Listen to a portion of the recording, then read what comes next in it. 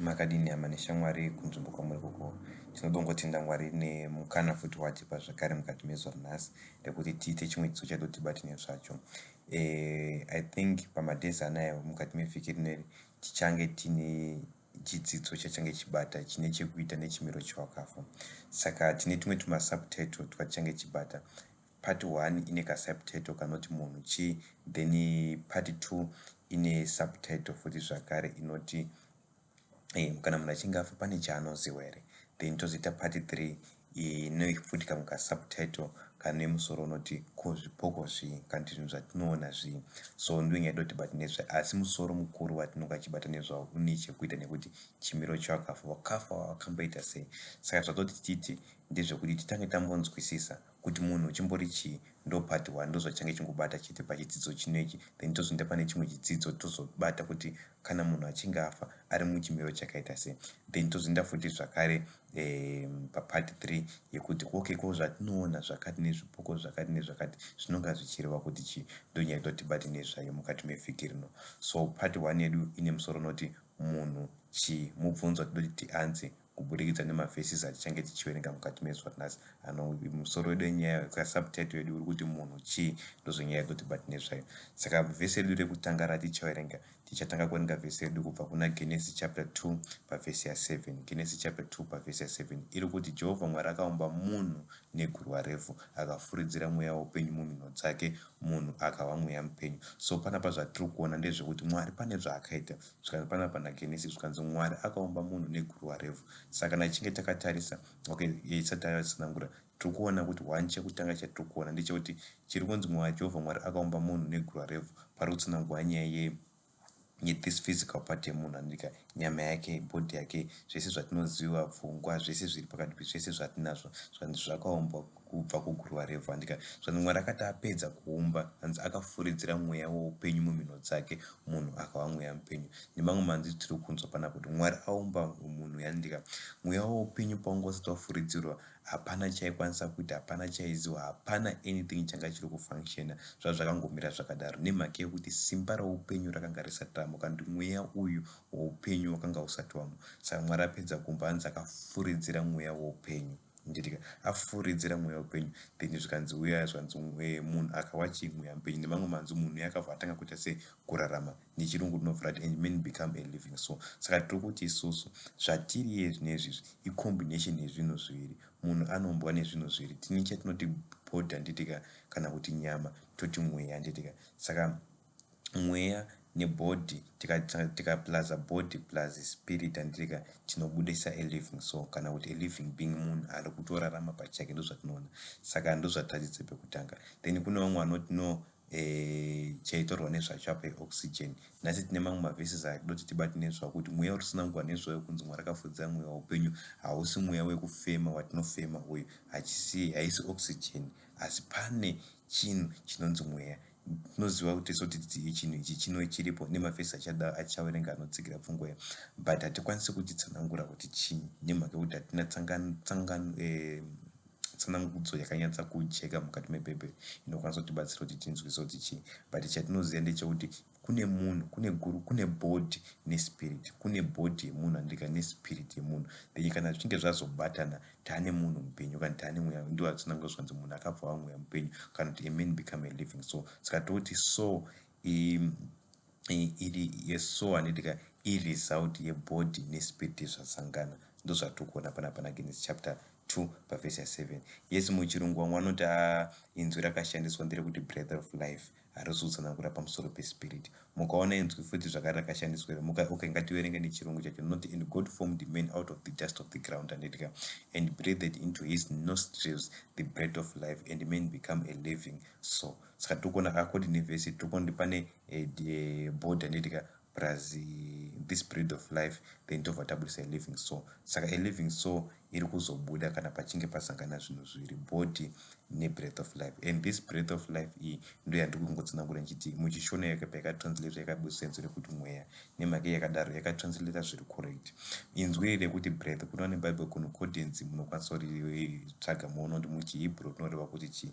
Even kunowa nerimwe dictionary rinonzi strong Hebrew dictionary rinobudisa futi zvakare pfungwa yandakutsanangura nezvayo. Inzwi rekuti breath rakashandiswa pana Genesis chapter 2 verse 7 muchihebrew inzwi rinoti neshama nditika rinokwanisa kutranslatewa nenzira dzakasiyana-siyana. Kune mamwe matranslation mudictionary randatsanangura nezvaro rinonzi Strong's Hebrew Dictionary rinokwanisa kutsanangura richinzi wind, breath, spirit kana kuti soul. Kunova nemabible concordance munongoclicka pamafoni enyu kana kuti malaptops enyu inongobudisa futi zvimwe chete. Saka rinokwanisa kutsanangurwa nenzira inokwanisa kunzi wind, breath kana kuti spirit kana kuti soul depending necontext yedu uye necontext yebhaibheri kuti pari kuti God Mwari akabreathe the breath of life into his nostrils zviri kureva kuti chii. Saka necontext yedu nemamwe mavhesi achada kuti tibate nezvo ari in harmony nepfungwa yedu kutsigira nezvo yakuti inzwi riri rakashandiswa rakaita kuti breath of life rinokwanisa futi zvakare kureva kuti spirit nditika.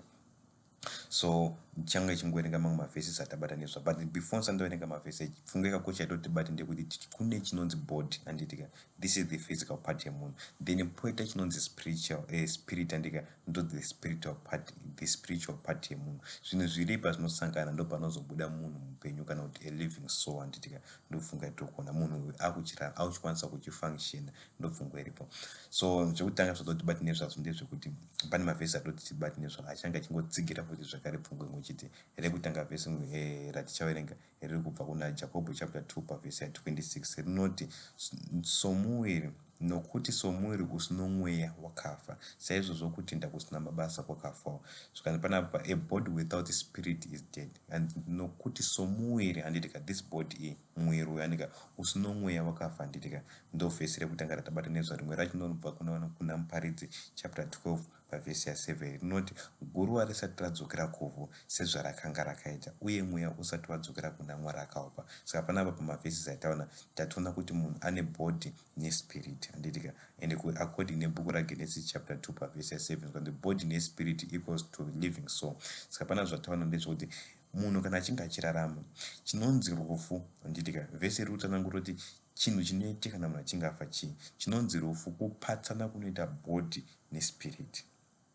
Tiriteseka kupatsana kunoita body nespirit. Munhu ane spirit iri mari, kana ichinge spirit yechinge yabuda nebody ichinge yabuda, tese tinobva tatoziva kuti avo ndo rinonzi rufu. Munhu hapasisina nika, ndo kunonzi kufa, kuseparata kana kupatsana kunoita mweya nemuviri, ndo zvatiri kuona. Saka nemamwe manzi tiri kuti munhu ane two aspects handika, tine muviri body handitika, touya mweya ndo spirit handitika, ndo zvatsanangurwa nezva. Saka panapa mweya sezvandatsanangura kuti mweya utorwa nezvawo hausi mweya watinofema, haisi oxygen, asi mweya wakaiswa mumunhu, mweya woupenyu nemamwe manzi uri wakaiswa munhu watodzidza nezvavo.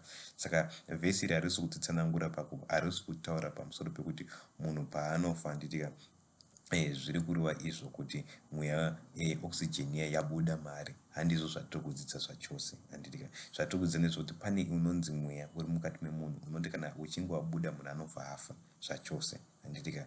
Oxygen chingori chikafu chinoshandiswa zvakare nebody iyi kuti tiite sei, changofanana nechimwe chikafu chatinongodya. Ichi chingori chikafu chiri kuuya chiri muchimiro chemhepo handitika, chatinoita tine kufema, chopinda mumalungs, chotorwa kubva kumalungs chofamba nemuropa choenda mutsinga chozoendeswa kumacells ari mumwiri chotoshandiswa handitika potogadzirwa energy. Saka nemamwe manzi pfungwa dzatiri kudzotsanangura ndezvekuti mweya watinofema hausiwo mweya woupenyu, mweya haisiyo spirit yatodzidza nezvayo. Iyi chikafu chemwiri ibody handitika, iyi chikafu chebody inei handitika. Saka panapa zvatodobata sandizvo zvatodzidza panapa. So isu chatoziva ndechekuti pane chinonzi spirit chiri mumunhu handika, kunyange tikashaya tsanangudzo yakakwana kuti tinzwise kuti chii, asi sezvatangodzidza nebhaibheri kuti somuviri usino mweya wakafa handitika, guruva risati radzokera kuvhu uye mweya usati wadzokera kuna Mwari akaupa handitika. Mwari akaumba munhu akafuridzira mweya upenyu mhino dzake, ndo zvatadzidza. Saka tiri kuti munhu isusu anombwa nebody nespirit, ndo zvatadzidza nezvazvo panapa,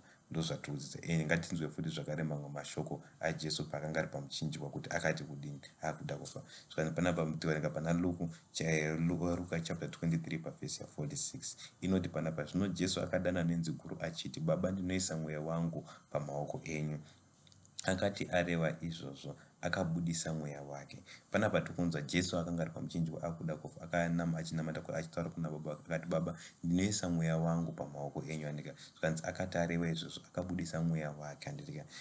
Panapa sezvatiri kuona panapa hazvisi kureva izvo kuti Jesu akabudisa mweya waakanga achifema handitika, asi chakanga achibudisa mweya wake wakanga uri Mwari. Saka vanhu vazhinji ini ndakakura ndichidzidziswa kunzi mweya uyu ndo mweya watinofema, ndo oxygen, pasi panapa hazvirevi chinhu kana tikati Jesu akabva abudisa mweya wakanga achifema. Isusu pese patinofema tinotobudisa topinza mumwe, tichibudisa tichipinza mumwe. Saka patinobudisa zvoroti tafa handitika, uye patinopinza zvoroti takurarama, no, which means pane mumwe mweya usiri watinofema unoita uyewo ukabuda munhu anobva atofa.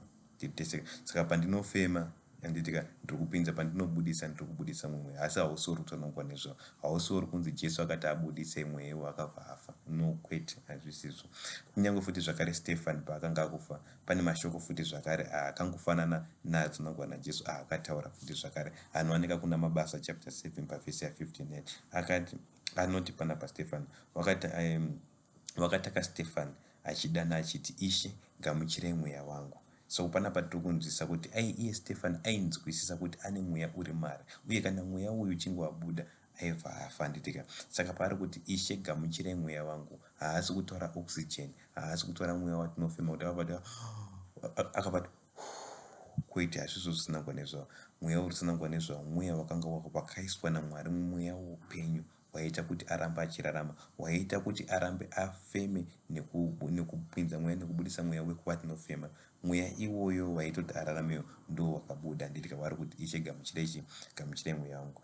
Nyaya idotibati nezvo, kune vanhu vazhinji vanoti okay, munhu akaita mweya, saka zvinoreva here kuti mweya unokwanisa kutoshanda, kuti operata wakatozvimirira usiri mumwiri memunhu, kana kuti mwiri unokwanisa here kushanda usina mweya uyu.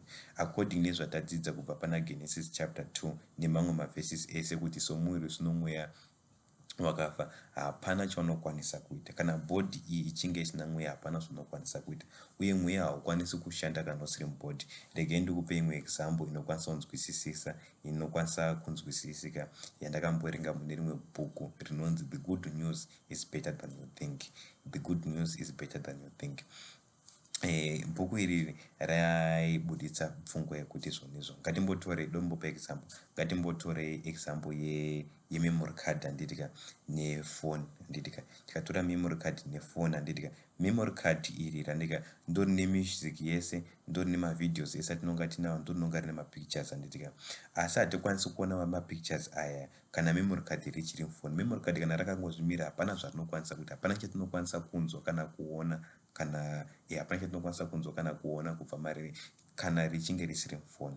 Uye futi zvakare kana foni ichinge isina memory card iri, hapana chatinokwanisa hatikwanisi kuona kana kunzwa zvinhu zvemusic iyo, kana kuona mapictures arimo kana mavideos arimo, as long memory card iri kana richinge risimo, nemhako ndori neinformation. Saka ndozvazvakaitawo kuti foni iyi inokwanisa kumira chibhodhi, memory card tomira spirit. Saka nemamwe anditi kuti spirit haikwanisi kufunctiona, hapana zvainokwanisa kuita kana ichinge isiri mubhodhi nditika, hapana zvainokwanisa kuita, ingori nzvimbo yakangochengeterwa iyo personality kana tine mamwe manzwa nditika. Saka tingoti isusu hapana zvazvinokwanisa kuita, hapana zvaunokwanisa kuita kana kuziva kana kuita chinhu chimwe chipi nechipi kana uchingosiri mubhodhi. Nemhaka ndikudaro, nemhaka kuti bhodhi ndio ine nzeve, ndio ine masense of feeling, ndio ine sense of hearing, ndio ine sense of sight, zvese zvinonga zviripo papo. Saka kana mweya uchinge wabuda hapana chaunokwanisa kuita, nemhaka yekuti wabuda pane chinhu chinokwanisa kuzviita. Uye futi zvakare kana bhodhi iyi mweya uchinge usiri mubhodhi hapana zvainokwanisa kuita. Bhodhi yatoora, yakutotanga kutoora,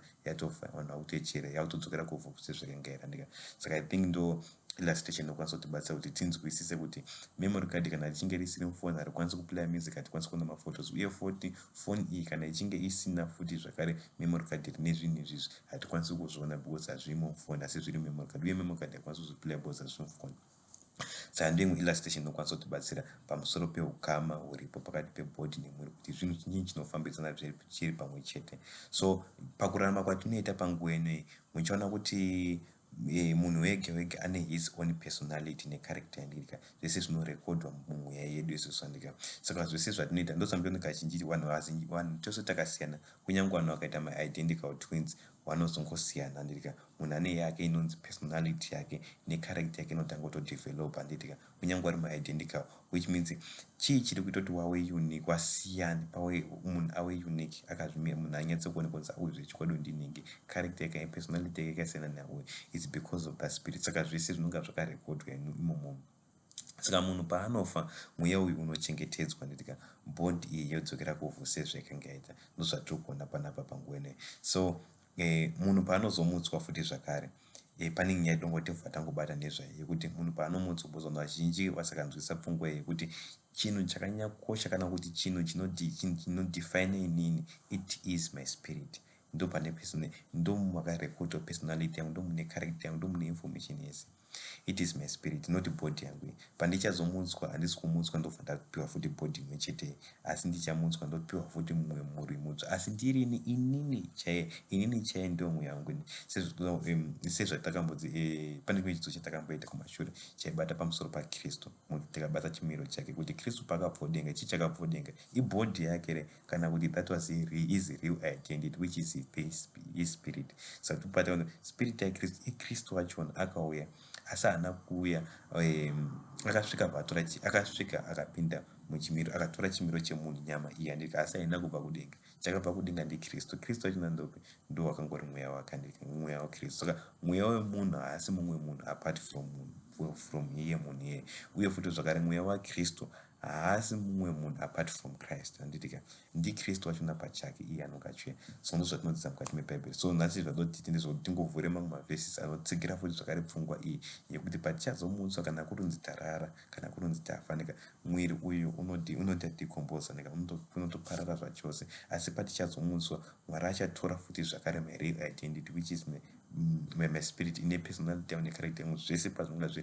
ndobva ndapiwa another body, totongomuka futi zvakare ndiri ini chaiye kwete mumwe munhu asiri inini, which means inini haisi nyama. Iyi nyama inochinje, munombozviziva kuti biologically kana chiisana nguva macells aya anofa, mwiri wese watina unopera kufa pachitogadzwa futi zvakare mumweni.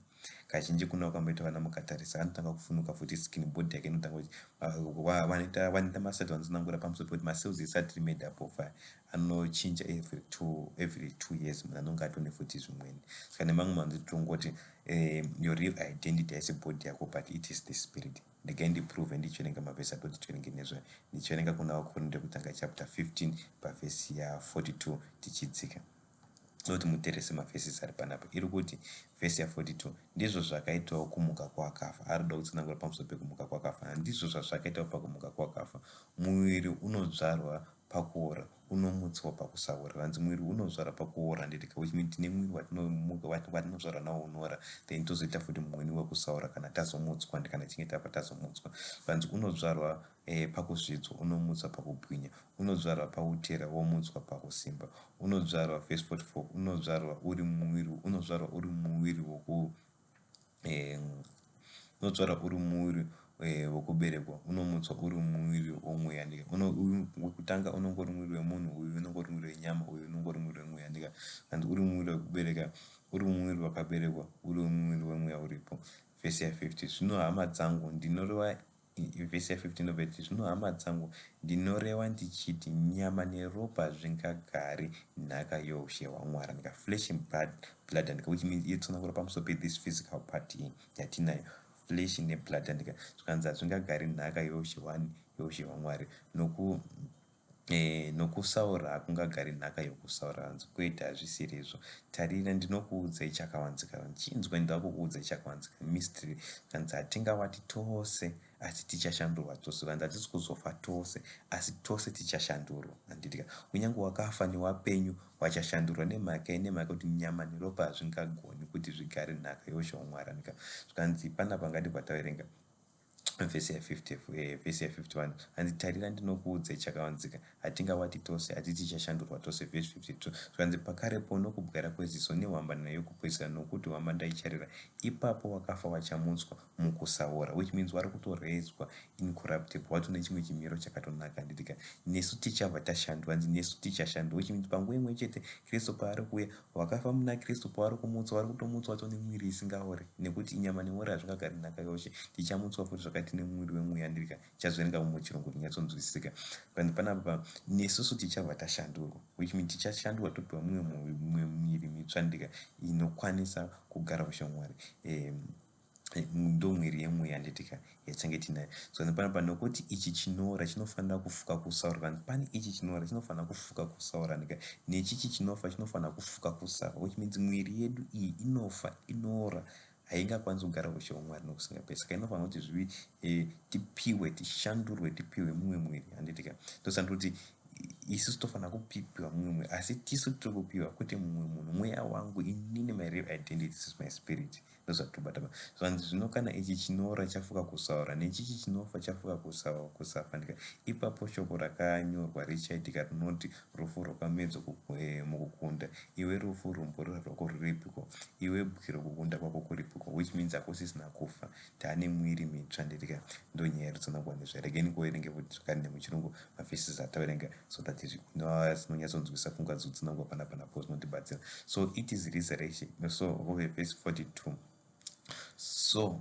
it is with the resurrection of the dead what is sown is perishable chakadyarwa nditika chiri perishable chinoora handitika what is raised is imperishable which means chiri kumutswa hachiori saka chakazvarwa chinosimwa patinozvarwa ndika kandi pachinosimwa chinoora asi pachinozomutswa hachiri kumutswa chisingaori handika which means munhu haatone mumwe mwiri mutswa usingatori it is sown in dishonor it is raised in glory it is sown in weakness it is raised in power it is sown a natural body this one ndo chakadyarwa it's a natural body handika kanzi it is raised a spiritual body which means pane imwe body asi body iri haisi natural body iri kunzi it's a spiritual body and if there is a natural body there is also a spiritual body zvanzi kana kuine natural body kuno futi zvakare a spiritual body handika vanhu pana pavhesi yafiri zvanzi I tell you this brothers flesh and blood a natural body handika cannot inherit the kingdom of God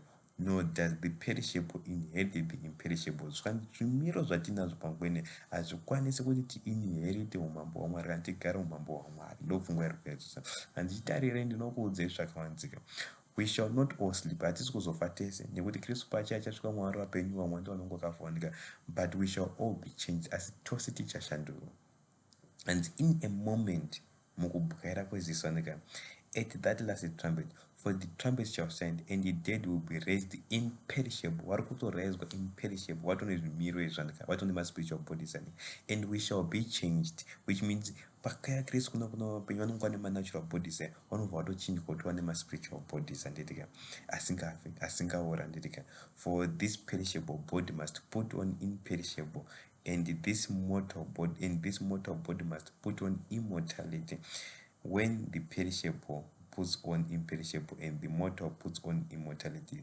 then shall come to pass the saying that is written that is swallowed up in vision or that where is your victory or that where is your sting ndopfungwa yakakosha I think izvozvo zvavakule kuti munhu paanomutswa zvakare anopiwa mumwe mwiri which means my real identity haisi mwiri wandinawo asi kuno mumwe mwiri wandinopiwa nezvavo saka doti tiverenge futi zvakare rimwe vhesi panapa radoti bati nezvavo rinongotsigira futi zvakare kuti munhu ane mweya uri maari titika uyu mweyawo ndo his real identity body iyi yatinayo iyi hatisi kuzogara nhaka yeushe tine nyama neropa izvi nazvezvi tine this natural body tofanira kupiwa another spiritual body tingoti bate vhesi radotirenge tingotsigira pfungwa yekuti pane body poita spirit ndika ndo chimiro chakaita munhu ndo chinonzi munhu ndo zvazvakaita ngativerenge kuna vakorinto yekutanga chapter 2 pavhesi ya11 iri kuti nokuti munhu ndoupiko unoziva zvomunhu asi mweya womunhu uri maari saizvozvo hakuno munhu unoziva zvaari asi mweya wamwari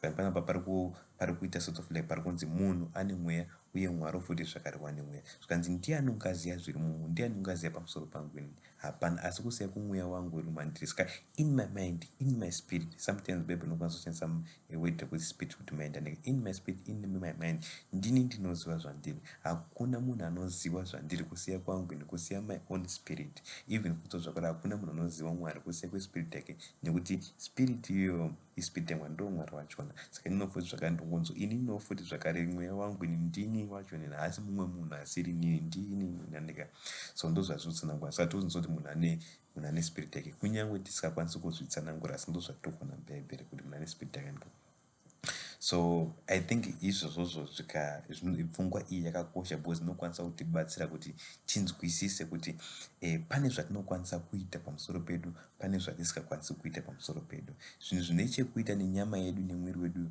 handitika pane zvinhu zvatinokwanisa kuita vamweni vanoenda kujimu vanosimudza simba vachiumba nyama handika kana kuzoita mamakeup kuzora mafuta kuchinja and so forth handika asi pane chinhu chatisingakwanisi kuchinja chinova isusu it is vaspirits edu kana kuti chimiro chemweya yedu. Kana mweya iyi yakaipa, hatina kana chinhu chatinokwanisa kuita, hatina simba pamusoro pezvinhu. The only way yatinokwanisa kuchinja kutongogamuchira Kristu, kutongozvarwa patsva, tofuka Kristu. Ndo panokwanisika chete kuti mweya iite sei ishanduke. Patinozvarwa patsva, handi zvinonzi munhu paanozvarwa patsva zvinhu zvese zvinongova zvachinja zvazvo. Chii chinonga chachinja? It is the spirit. Spirit yako yange iri evil yagood. Paunozvarwa patsva, physical part yako hapana chainochinja, asi bhebheri rinoti wachinja. Chii chachinja? Chii chaachitsva? Iwo physically, iwo ngo warapo sezvaro, which means spirit yako yachinja, haisisiri evil yagood. Mabasa ayo anaka, zvese zvangova zvitsva. So tikazvinzwisisa izvozvo zvichatibata kuti tinzwisise dambudziko redu chero chero kuti haribvi panyama yedu, asi rinobva pachimiro chemweya tinayo. Kana mweya yedu yakaipa nemamwe manzwi, tofanira kuti tigamuchire Kristu vantu mweya wakanaka, then tagamuchira mweya wakanaka, mweya yedu ndo painokwanisa kunaka. Saka nemamwe manzwi tikanzwisisa chimiro chemunhu, zvane zvichatibatsira kuti tinzwisise kuti kana achinge afa chii chinoitika, ko zvatinoona zvei, uye futi zvakare zvichatibatsira kuti tinzwisise kuti kungone nzira imwe chete yatinokwanisa futi zvakare kuponeswa nayo, ingori nzira yekugamuchira Kristu. Uye tose vanhu vese vacharaswa nemhaka yekuti mweya yavo yakaipa, vane nature yespirit yako kandi nature yavo iri evil pachayo. So chekutanga chataona panapa pachidzidzo chedu ndechekuti tine body, toita spirit. Munhu paanofa, kupatsana kunoita body nespirit. Ndo zvatadzidza pachikamu 1 papart 1 yechidzidzo chedu chine musoro unoti vakafa pane chavanoziva here. Saka wandaona kuti palesson yedu ranhasi nemusoro kuti vakafa pane chavanoziva, chatatodzidza chimwe chinhu chatatoonepa ndechekuti munhu, chinhu kana titanangura pamusoro pekuti munhu, tiri kutaura pamusoro pebody nespirit. Kana vachinge munhu chinyi ndo zvatinonga zvichirwa, ndo part yedu. Don't forget to subscribe, musakangana kusubscribe nekushare mavideos aya. Kuna chida kuona part 2, munongodzvanyaka link aka, then kuna ndo subscribe, dzvanyika picha kangu rinobva ratobuda, munobva matosubscribe. Muine zuva rakanaka. Follow part 2 ichabuda. Amen.